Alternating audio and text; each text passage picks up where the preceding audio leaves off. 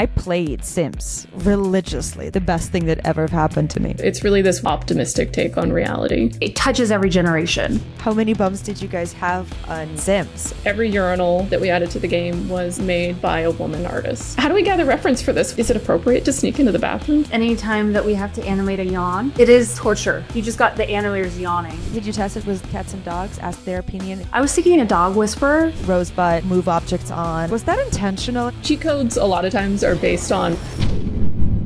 This is The Sims, one of the best-selling video games franchises ever. Over 200 million copies sold in 25 years. Impressive, huh? And these are some of the people who created the visual magic for The Sims. Art director Jessica Stites and animation director Lacey Banister. They have combined over 33 years of experience in Sims development, and they are the first female art and animation directors in SpeakEasy. Why doesn't The Sims shift to hyperrealism? Why does the team celebrate failures? What is the real goal for cheat codes? How can women succeed in male-driven industry? These are just a few topics from our conversation. Welcome to Devoted SpeakEasy, and enjoy watching.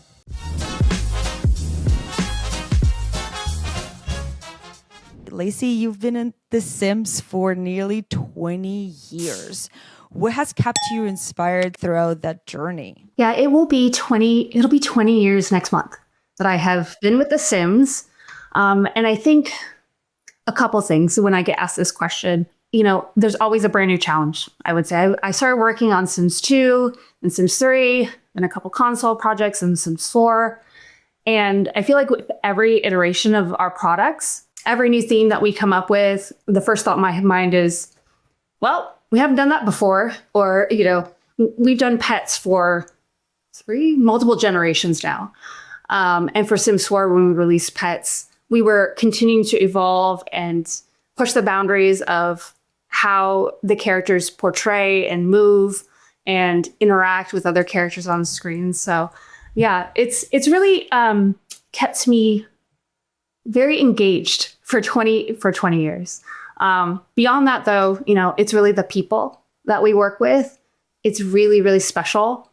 We have a great group of animators on the team and the developers at large. And I think that camaraderie while we're innovating is something that I really appreciate. Love it. Jess, you worked across EA and Riot. How did those experiences shape your approach to art direction today? Those are very, very, very different styles. They're different, but they're still stylized, if that makes sense. I like something that's playful, really, in some way. And I think that's true across all of the games I've worked on and been interested in, is even if something gets more serious or more lighthearted, and this is true across all of the Sims packs, there's still this really playful and optimistic vibe to all of the things. We're beyond excited to bring this episode in partnership with Devoted Fusion. If you're a gaming studio hunting for insanely talented freelance artists, or you're an artist searching for a new gig, Devoted Fusion makes it super easy to connect and work on projects together. We take care of payments, paperwork, everything that people hate, so everybody can work and focus on creating the best content they can. If you're interested, check the link in the description of the video. Ladies, The Sims recently celebrated its 25th anniversary. What did that milestone mean for you personally and professionally? Before I started working on The Sims, I also played Sims 2. And that was high school for me. So, a lot of, in being with The Sims for 20 years, it was very nostalgic to think about how long that I've actually been playing beyond how long I've been working here. And it's been really, really heartening to hear a lot of the stories and revisiting a lot of the lore that we've put into the game over the past decades, and just really appreciating how impactful The Sims continues to be. Yeah, I might have Lacey beat a little bit on this one. Not that it's a competition or anything, but the birthday is really meaningful to me too, because The Sims 1, I really credit with a lot of what got me into the game industry to begin with. That's when I started opening up files and editing hair and trying to make custom things and putting in games. Oh, maybe I want to do this. I played Sims religiously. I loved it so much that we moved to my grandma and my computer was in our original place, and it would take me 40 minutes to get every day from my grandma's house to our house so I can play Sims and then go back to my grandma's house. Especially the Making Magic add-on. It was just the best thing that ever happened to me. I actually tried to play it as an adult. It was a little bit of a different experience, I feel. Especially different, the isometric view versus the close-up view. So that was one of the really fun things about the birthday celebration is we had a bunch of events at the office.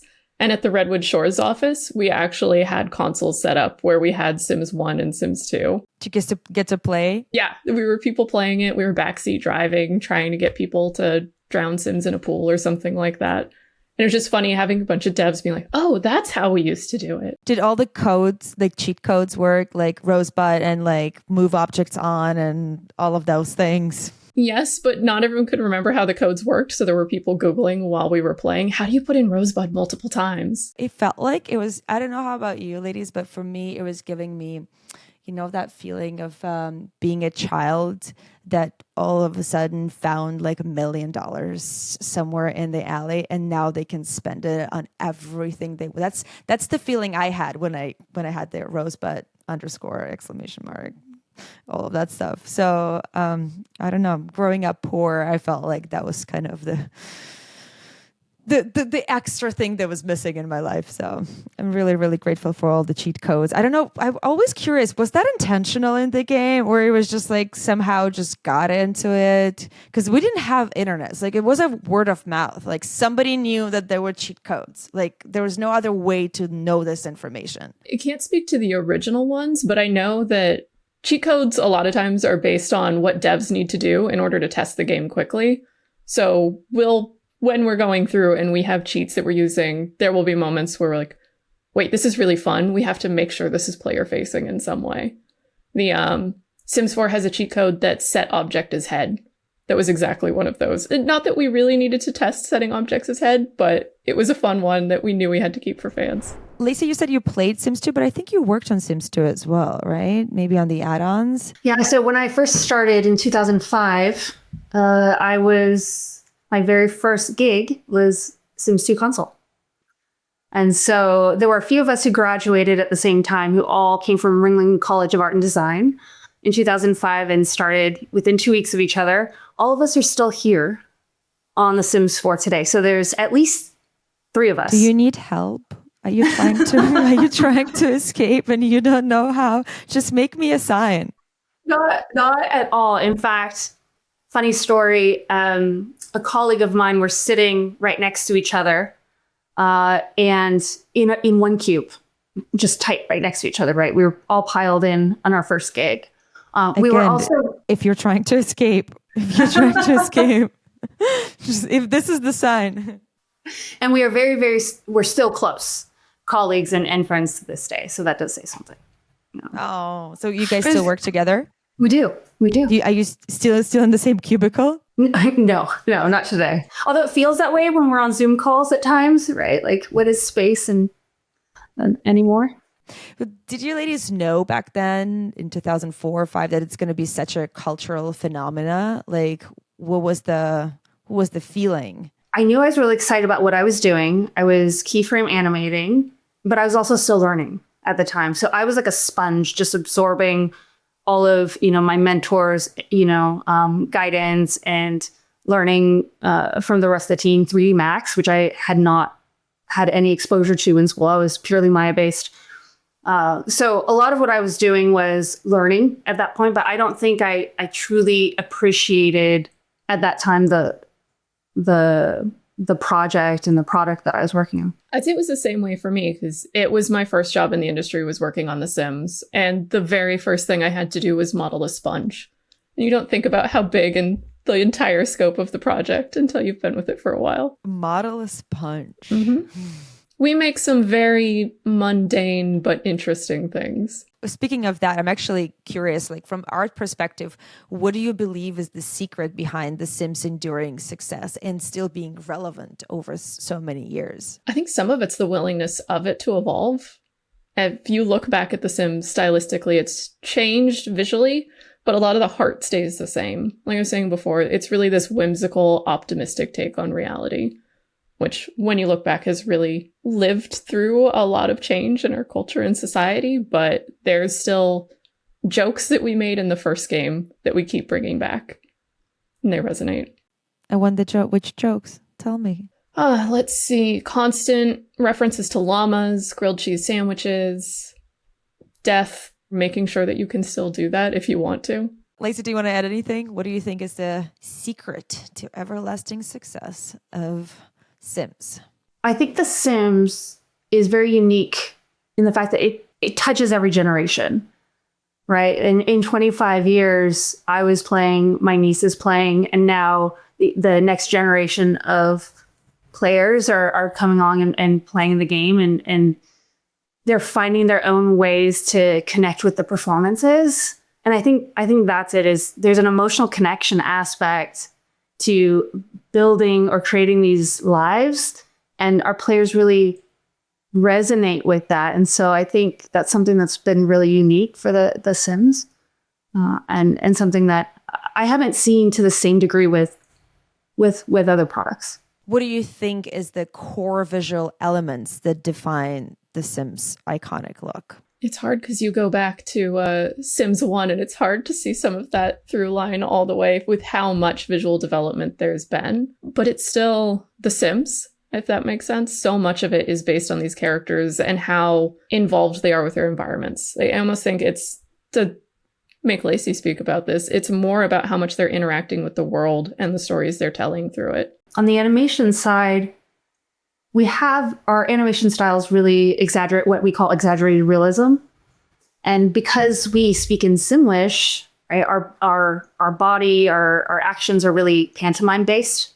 So Sims are overly expressive in their movements, even when they're doing subtle actions or over the top, body mechanics, or some of our really iconic Sims dancing. We structure the animation so that they read from any angle. And our Sims generally are intended to wear their emotions on their sleeves. So I think that's some of the aspects from the character performance that really define the visual behavior of our Sims. Yeah, and this is something when we're working on art styles is a constant back and forth, where we might have thoughts for proportions on the face, but it's so important that you read their emotions that we make adjustments to make sure that these are in harmony. I mean, I'm just curious, when you're working on a franchise, because there's one thing, there's Call of Duty, everything is realistic, right? When you're working on Sims and from Sims 1 to Sims 4 and beyond that, how do you make sure that you evolve and are relevant to the current pop culture and what, the Gen Zs, I don't even know what the earlier generation of that stuff is called nowadays, beyond me. How do you stay relevant? What are the things that you keep across all Sims, and what are the things that you feel comfortable changing and evolving and shifting? It's always a fun one because we're constantly putting out new content, especially when you talk about, because there's two different lanes of this, right? It's your visual style and it's the content you have on top of that. And because we keep adding additional packs, we get to stay on top of things like fashion trends. Although we're always a little bit behind. So it's how do you give players the option to be really on top of that? You mix and match things on a character, and then they're the ones setting what's current trending. As much as we have to give them the pieces to do that. I always wonder, is that really the latest fashion trends so important for the players? Because I felt like as long as it was when I was playing, right? As long as it was kind of around how I wanted to express myself, it didn't have to be the latest Dolce & Gabbana collection, whatever it is relevant in the market. It's definitely about the storytelling and also what players were catering different parts of content to. We were talking earlier about how some players want things that are more grounded and down to these are clothes I would actually wear. And then there are other players who are no, I want to go in the fantasy realm of things. I want to dress up and have a werewolf that I'm playing as. And we intentionally do a broad range of things to try to appeal to all of those, which means you get an interesting mix. When we're considering, what clothing to put in our products, it's really going back to our goal of increasing player choice, right? So it's important to us to make sure that we're giving it as much variety as possible in objects that our Sims can interact with, their clothing. And on the animation side, we work really closely with Jessica and the other artists on the team to ensure that customization is at top of mind when we're developing our content. We try to keep up, each generation has behavior or things that are happening in pop culture that are really relevant to them and authentic to them. And so we try to, when we're creating new performances, consider how different generations interpret different behaviors and movement. One of those is even how you do the heart hand symbol. Oh yeah. Thank you, Jessica. See, I've practiced. I am demonstrating. There's also this one, right? Yeah. There's this one. This one too. Or there's this one now. Yeah. Oh. Right. So we actually have a joke in Love Struck where this is the symbol that is created if you're an elder, right? Because that's generationally the symbol for a heart gesture. And then the other one that Jessica, see, you're going to have to do this for me, right? Our younger Sims in the game will perform this heart hand gesture.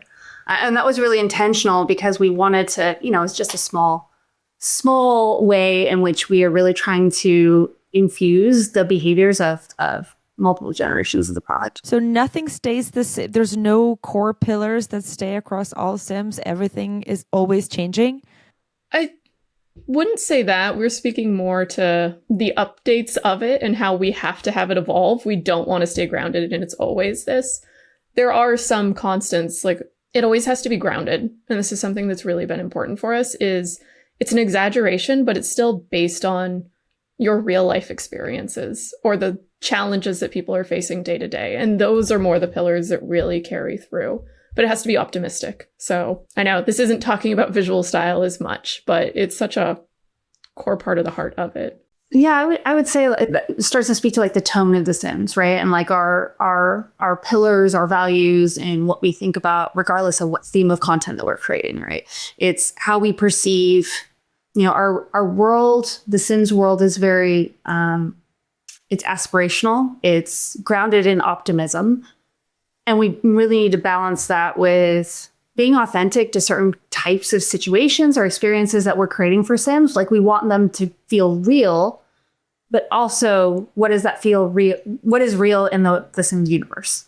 And so those are some really interesting choices we get to make around, more heavy topics like romance or violence or death in the Sims, topics that, right, we want to portray an authentic performance and experience for, but with within the world of an optimistic outlook. I'm just curious, would Sims ever survive being done in realistic style, or would that break the magic? I mean, I'm sure everybody seeing like the boom that we've had for Inzoi, that Korean project, there's like millions of subscribers, like on pre-orders and Steam, blah, blah, blah. And I've heard like on the news that what I'm reading is that the first experiences of people are kind of like not that great.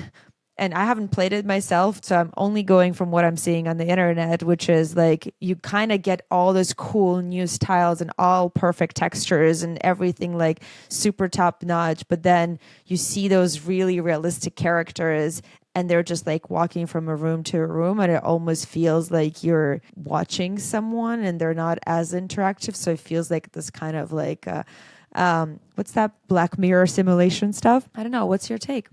We're personally really excited that there are more games going to the simulation space because, like I was saying, I've played The Sims for forever. So the fact that this is recognized as a genre that we need more games in is huge and exciting. But they all cater to different spaces. I think for The Sims, again, it was speaking to what is really iconic and true to The Sims is, yes, we have an exaggerated realism, but we lean whimsy. And that is at the heart of The Sims, that we get to play with more whimsical and fantastic behaviors and interactions with The Sims. And that's something that I think is pretty special about what we we create. Are you guys ever scared to innovate within Sims? I mean, how do you balance innovation and staying true to Sims' established art style and art Bible and the pillars that the players are used to? Because I feel like every time there's like a little bit of innovation in some case, you can get trashed with fans on all the forums, like Reddit is on fire. Just, how do you balance that, and how are you staying not scared to innovate? I think I would say that innovation is at our core. We are always pushing, and that's such a fun creative problem, right? We have within our current technology, the brand of The Sims, the tone of The Sims. Where are we taking innovation next? And we're always trying to do that with every single product. The interesting thing, if you think about how large of a scope something like The Sims 4 in particular is all of this, you want it to feel cohesive and visually look like it's fitting in that same world. But it's such an interesting challenge when you suddenly have to do something very outside the realm of what we've done before. I can remember the first time we did the ruins in Jungle Adventure, where it's out in the forest. These are ruins that are under, like, oh, how do we do this and make it feel not grungy, but worn down authentically in a way that both hits this optimistic style and still gets that tone of it.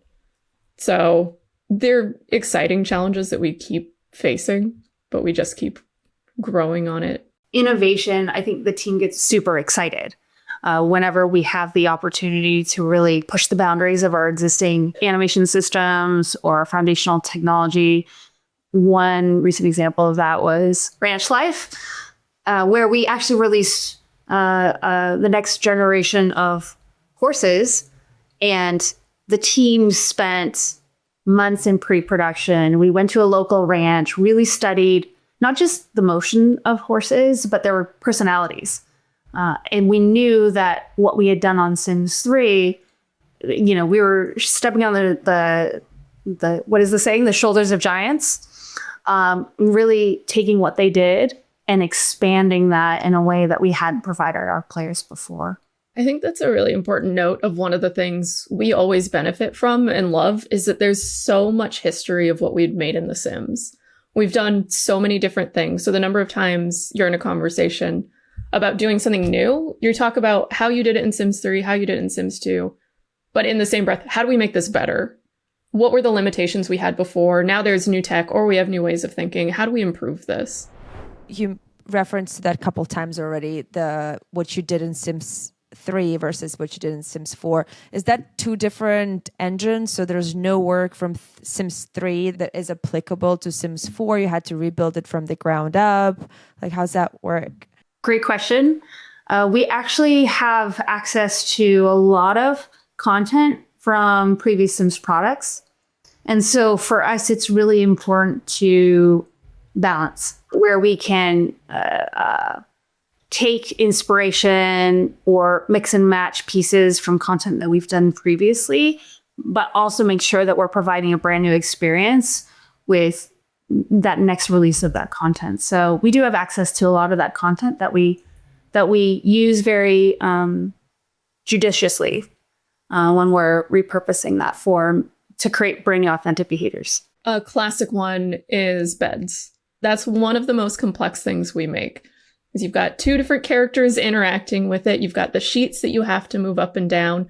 You could have Sims getting into the bed on different sides with slightly different timings, so the rig has to accommodate all of that. It's a lot, and it's challenging. So we look at how we did it before. We've pulled that rig forward and changed it. You would not think it was the same rig anymore if you looked at the original one to the latest one. So it's advanced rig from the original one? You just build on top of it? I don't know how far back it goes. Do you know, Lacey? Okay, wow. I don't know either. I do know that was all brand new content for base game, for all the beds, but it is one of our most complex objects for implementation because of all the transitions that Jessica is speaking to, of getting in and out of the bed, multiple Sims in the bed, and then the multiple different actions that they perform, whether they're relaxing, sleeping, etc. Multiple different Sims in one bed. The game evolved since I played. It's a good example of how something has a legacy that goes back, but it's evolved a lot over time. we'd reference how the rig and the skinning for the bed was done, but update it pretty significantly. The models are all new. Like the art is completely changed, but the tech of how we build it underneath the hood is something we always go back and reference. Expansions have been a huge part of The Sims legacy, right? Like millions of them. I wonder how many. How does working on expansions differ creatively from working on the base game in your experience? There's such different challenges, but they're exciting in their own ways, where when you're working on a base game, a lot of it's the foundational work. How does this work as an underlying system? What's the core art style? What's the core animation style? Which is exciting and really fun to set that groundwork. But then once you get into expansion packs and you know the base of how to build it, you really get to be creative with those tools. So I always joke that the further we go into expansion packs, kind of the more freedom you get. We're like, wait, let's try this really weird thing. Going way back in Sims 3 when we added houseboats in the 11th expansion pack, 12th, I can't remember. But that was one of those moments where like, we're going to take a lot and we're going to stick it on a boat and it's going to travel around the world and you can customize this lot. Are we insane? But this is fun and we have enough experience that we think we could do it. And we did. Working on a base game, you're still trying to figure out, well, as Jessica mentioned, those foundational aspects, basic animation systems. What is the locomotion system going to do? Right. And then an expansion, that's when it's, well, how are we going to have horses travel around the lot and enter homes? Right? So a lot of what we do is, I'm going to say utilitarian, but what I mean by that is, Sims are going to brush their teeth. They're going to wash dishes. They're going to cook a basic set of meals. They're going to sleep. So it's all of those basic actions that all Sims have to do. And it's not until we get further along in some of the expansion packs that we get to really have some more fun with more whimsical themes like werewolves or mermaids. I feel like I haven't played Sims in a while. The werewolves and mermaids is definitely something that I have missed. I need some free time to go and dive deeper into the latest Sims. We spoke a little bit about that, but I would love for us to kind of dive a little deeper on that. How does your team in general adapt the visuals to reflect ever evolving trends in fashion, culture, and pop aesthetics, especially since, a production of a video game takes a couple of years. By the time you're releasing something, it might not be as relevant. I mean, I'm sure packs and extensions take faster. How do you balance? Well, it is one of the benefits of doing different sizes of content drops, of course. You're doing an expansion pack, you've got to plan that a little longer. You maybe want to go for something that will resonate and isn't just chasing a trend. But then if you're doing a smaller stuff pack, which it's a smaller group of content, the turnaround time is faster. That's where you really get to experiment with chasing some of the latest styles. We don't always have to make content that's chasing the latest and greatest style, because say we're doing something werewolves maybe, or something like the cozy knitting pack. You actually want something where you're storytelling the fact that, no, I want the cozy old grandma look. So it's not just like, oh, this is the latest and greatest trend, but it's still relevant to storytelling. Speaking of the characters and the customization, right? And we just recently did an episode, by the way, if anyone is interested, with the art director of Meta on creating avatars and avatar system and customization and all the latest and greatest in that area. And I would say Sims was probably the first, or like not, maybe if not the first, but one of the biggest trendsetters for character customization and avatar adjustment, faces, body shapes, skins. I cannot imagine how complex probably that systems at Sims is, and obviously how much work it adds to Lacey's team of making sure that there's no penetration, etc., etc. So tell me more of how do you make it flexible? Don't overwhelm your team, make it work. Any tips or tricks? The core animation system and a lot of our verification process for making sure that our animations are going to work in game revolves around making sure that the animations work with myriad sizes, different shapes, volumes of Sims and those characters. So in CAS, what if we have our hands on our hips in an animation? Those hands need to stay on the hips regardless of the width of the character hips that is in the full control of our players.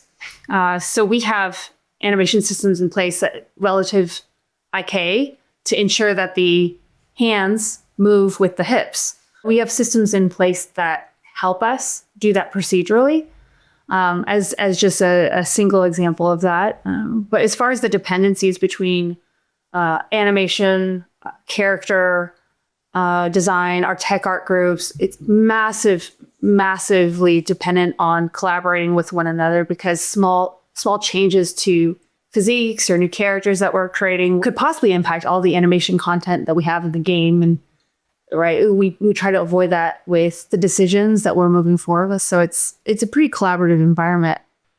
Yeah. And I'd add, this also goes into the objects and everything in the world, because we don't want Sims just randomly clipping through things. So we have all these conversations about how big is this chair to accommodate all the sizes that we're thinking about. And it's a lot of back and forth across all the groups. You guys have objects animation as well, right? How is that pipeline different? We do have templates that we use. So for example, a Sim is sitting in a chair. How many different types of chairs? Chairs with armrests, chairs without armrests, chairs with high backs, chairs with like egg chairs. Our art direction partners and our object modeling team are always trying to push the boundaries of the different types of shapes, and that all the seated animations are going to need to then work with those new objects. So we do templatize as much as possible so that we are kind of both working within a certain set of boundaries to make sure that we're not introducing new bugs. It's not a limiting thing. It's this template lets us communicate really easily, where I have to design a bunch of chairs, right? I don't want to have to go to animation and double check every single time I'm coming up with a new chair design. So we have these agreed upon bounds. And it's like, you can go wild anywhere in this space. Just make sure that we're not going to the area where we need the arms to go in order to have the Sim animate while eating food or something like that. But that doesn't mean we don't go back and renegotiate those templates later on. Like, I need a higher back chair. Is animation okay with if I expand this template so that we can accommodate this new design? And they'll have to check. And that is always a welcomed conversation. It's, again, where we're trying to push the boundaries of what we've provided to the players previously. Jessica, you mentioned eating. I think one of the most complex things we can do is when we're creating something like an occult, we're really changing the physicality of what the Sims look like, making sure that, if we're elongating a snout for a werewolf, well, does that still work with a drinking animation or an eating animation, where we've got thousands of those already in the game? So trying to build systems or procedural solutions ensure that we can customize the snout of a werewolf or the length of the ears without adding penetration through a bowl or a hand over the head can be really complex. I can only imagine a life of a tester on Sims project. I mean, do you have to double check all the body types with all the chairs? We have certain tests that we run against everything. So yes, we owe a lot to our testing group. Wow. Because all these systems interconnect, and that's the exciting but challenging thing as we keep going and keep making more content, is all of that content intersects in some way. A good example is anytime we add something that's this huge overarching system, like seasons and weather, we have to test how snow falls and looks on all of the assets in the game that we've released previously and make sure it works. Or we add cats and dogs, and now all those chairs need to accommodate a cat being able to jump on them and lay down. I have a cat and a dog, and there is no limits and boundaries on what they can jump if they decide to. So let's make it realistic. Yeah, these are fun conversations that we've gone into in depth of how do we make this realistic for a cat navigating around the space? Because, they want to go everywhere, and so do dogs. And that was a huge part of pre-production for cats and dogs, is ensuring that they felt believable when they were navigating around the space, including jumping up on objects. Or going underneath things. Did you test it with cats and dogs? Ask their opinion if they believe that that's a believable version? No focused groups with pets? We'll have to figure out a way of how to test that. Maybe eye tracking with pets watching the screen? I was thinking a dog whisperer, but eye tracking could work. if a cat follows it on the screen, well, they're like, okay, it looks like a believable cat. That cat thinks it's actually another cat. Every creative journey has its bumps. How many bumps did you guys have on Sims? I mean, we talked about like innovation and trying and trial and error. And I'm sure certain things like, oh my God, we had an idea and it worked. And certain things, it was great on paper and then you implemented it and people hated it, or you pulled it out before you released it. Tell me more.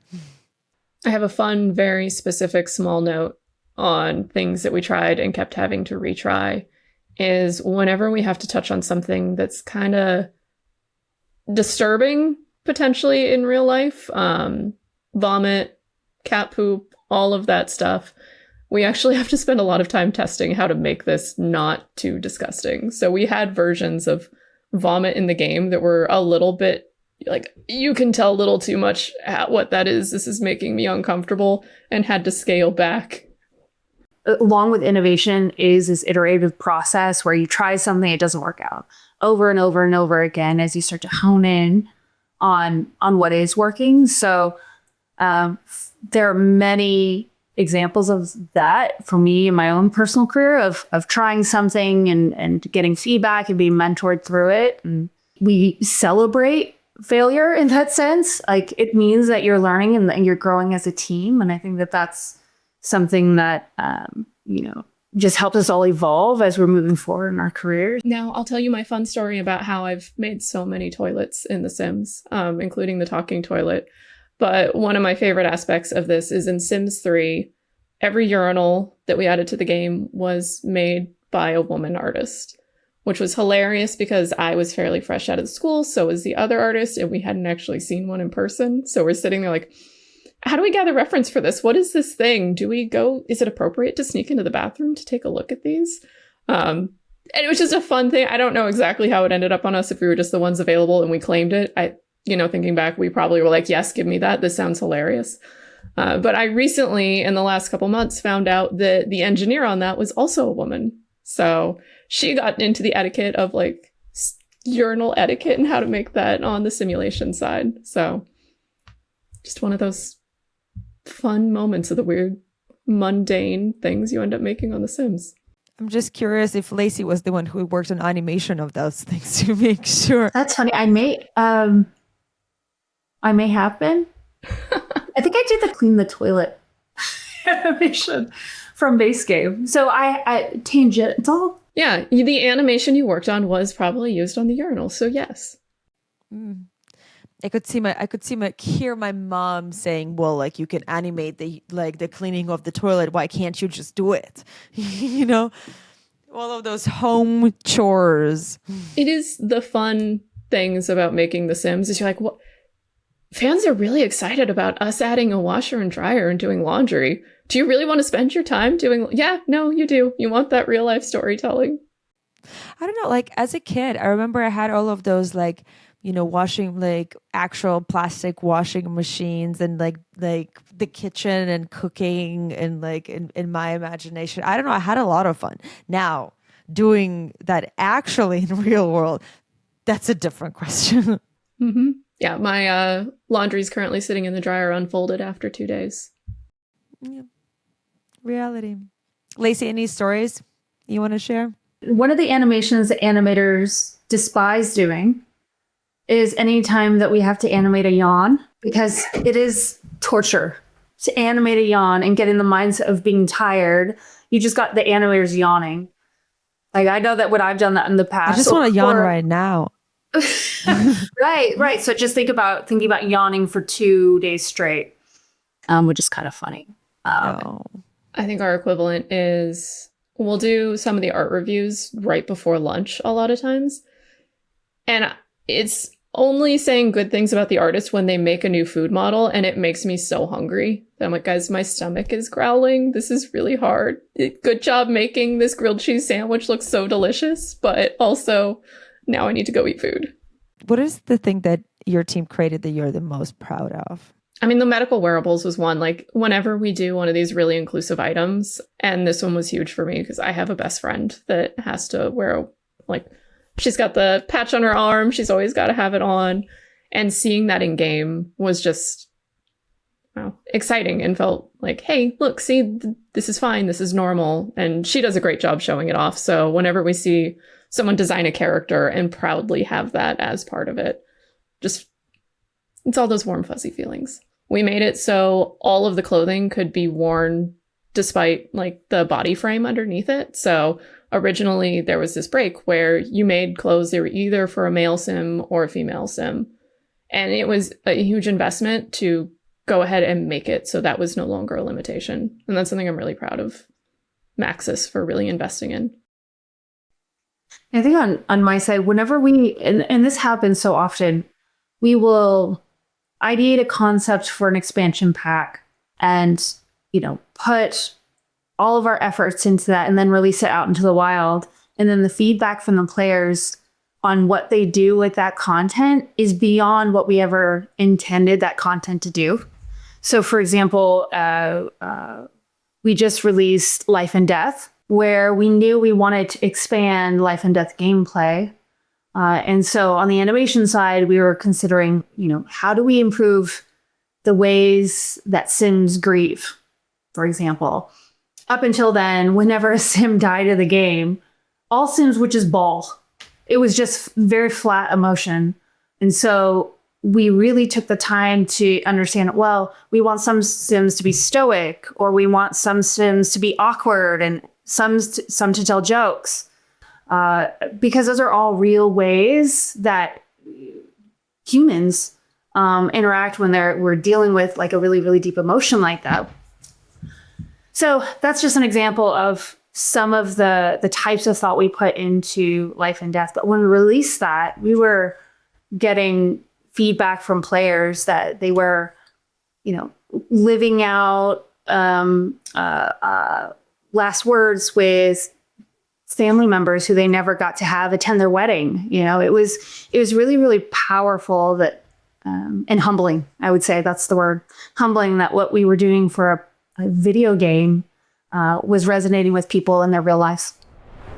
Well, speaking about learning and managing, leadership is a big question that I always love to touch on. And you ladies are my first two female art directors. The ratio of males versus females in the industry is quite different. I was wondering, how did you navigate that in your career? Did it help you being a female? Did it create obstacles? Like what worked, what didn't work? What can you share with other viewers that we are having today? I think one of the things I'll note is that I've felt very fortunate being at Maxis for so much of my career, in that I've always had mentors in leadership that are women since day one of starting on the project. And it has had a huge impact on my career personally to have other people to look up to in that space. On the animation team, both animation directors are women. The team is over 50% women. So feel very fortunate in that area as well. Sometimes I read in the forums that some younger females feel like, oh, maybe this industry is unapproachable. It's really hard to start in it. What would you advise? Should they not go after working in gaming? Should they feel welcomed and comfortable? What do you feel? I think one thing I want to recognize up front is that I felt the same way when I was getting into games. Like I said, I decided I wanted to get making games in high school, but even back then, I'd have people that I knew being like, are you sure you want to make games? Why don't you get into marketing? Marketing's a perfectly reasonable thing in games.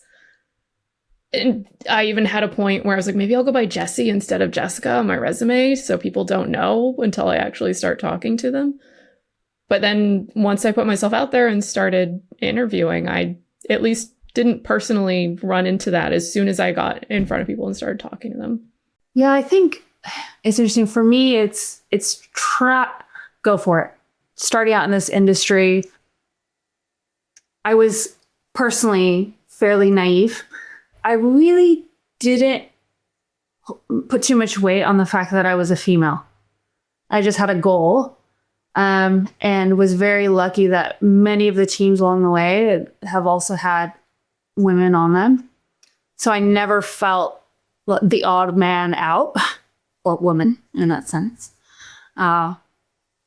So there have only been a few times in my career where I've been in a room having a really intense technical conversation where we're problem solving. And just for a moment, I realized, oh, I'm the only woman here. Okay, well, let's get back into like the topic at hand. And so I think culturally felt very grateful to always be working with men and women who have such a collaborative and inclusive environment. I have noticed a change over my time in the career. While Maxis has always been great, of course, we network with people that are in different positions. I've worked at different companies as well. And I've seen really the shift when talking to people about recognizing how much of a benefit you get from having a range of people working on a project. Like, they see the value in having different voices in the same room and not just staffing it with one type of person. It only makes a better product. And because we want to appeal and have our game sell to everyone, so we want it to be representative of the market we're selling to. I'm sure both of you have your own unique styles of managing a creative team effectively. Could you tell me more, like, how do you manage your artists? What makes it work? I like to approach, my teams as they own their creative vision more than I do for a product or expansion pack that we're doing. And so that's a very collaborative environment where I don't tell my artists what to do or animators. It's well, what do you think is best? And there's collaborative conversation. And when I see that spark in their eye, we're onto something. Run with it, right? And so I'm guiding that, right? I'm guiding and molding to make sure that we're still staying on the freeway, but there's 6 lanes that they can choose. And so they're owning and really have a personal investment in the end creative product. And so I think that's really important, I think, to ensure that you've got a really engaged team and getting the most out of people. I was going to echo that it is empowering people to see something from start to finish, so they really feel like they own it. So giving enough guide rails up front that they're not going to go completely in a different direction and you have to course correct, checking in regularly enough where they're not going in some other direction, but being comfortable with they might have a different approach to something that isn't exactly what you do, but as long as it's hitting that target goal that you want to achieve in game, it's okay and it's good for them to have a different take on it. And not saying I get this specific about colors normally, but it's like, if it's a slightly different shade of purple than I pictured in my head, but it still gets that image across and you like that shade of purple, I'm going to approve it and we can go ahead with it. But we were speaking about things that were missteps or things we struggled with in our career. This is definitely one of the biggest learning experiences that I definitely continue to have to grow in, is you work with different artists. Artists have different communication styles, and you have to learn how to do that continuously over time, especially if you face new challenges. So you'll give someone these guide rails, you say what you're looking for, and then you get back something completely different. And of course, my first thought is not, oh, hey, this artist isn't hitting it. It's like, oh no, I failed at communicating what I was looking for. So this is constantly a learning experience for me to make sure I'm getting it right. And like, the proportion of how much comes back the way I want just goes higher as I progress in my career, but it's always a learning experience. That's a really interesting point too, because a team of 15 to 20 to 25 people, everyone is unique. Everyone has their own level of experience. On the animation team, we have animators who are directly out of college, and we have animators on the team that have 20 plus years of experience. So Mari had to work with the individuals and what they need in order to get the best performance out of them is, I think, really important, because how I speak to one individual won't necessarily resonate or might be confusing to another. So learning to adapt to the individual is really important. I chime in with that it's not necessarily just the individual, but these are groups that are working in collaboration. So you might end up with 3 artists and an animator, and they all have different levels and ways that they need to be communicated with, but you have to keep them aligned and hitting the same goal. So there's just continuous, here's my party. How am I going to properly guide this party into hitting the end result?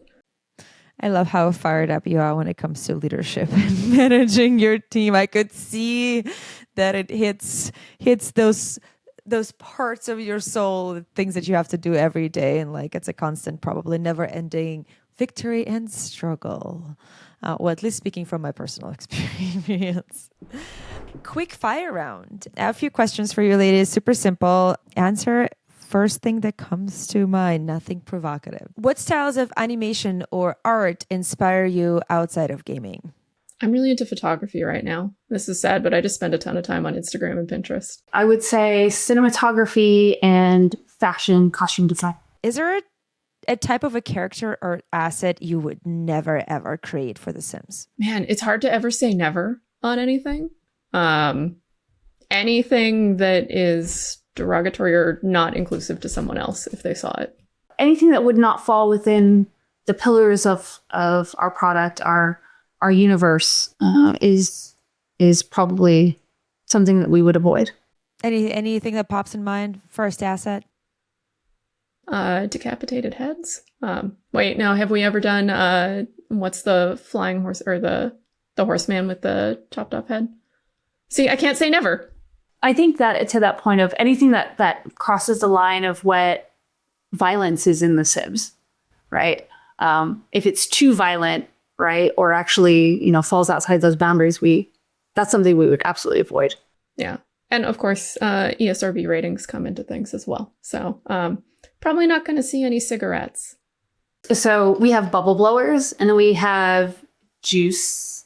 See, anything I can think of to say, we'll be like, well, we can take it and give the core of it, but we make it a more whimsical and optimistic version of it. Do you have a favorite piece of a player-created content for the Sims community? Anytime someone makes something that's Sailor Moon, honestly. What's your all-time favorite video game besides Sims? I normally say Shadow of the Colossus. I played a lot of cozy games recently. Oh, yeah. Animal Crossing's high for me, too. Is it Animal Crossing for you, Lacey? Animal Crossing's definitely up there for me. Thank you, ladies, so much for joining me and sharing your wisdom. I feel like I kind of healed something or fed something to my soul being such a big fan of Sims and like looking behind the curtain and learning all about not only how much work, but how much care you put into building it and how much love. And yeah, I feel like it was probably one of the soul-warming episodes I've ever filmed. So I really appreciate you coming, and we'll see what next you're going to be working on, and hopefully see you sometime in the next couple of years sharing about that. Absolutely. Thank you so much. This was a really great experience. Yeah, it was great to be here. Thank you.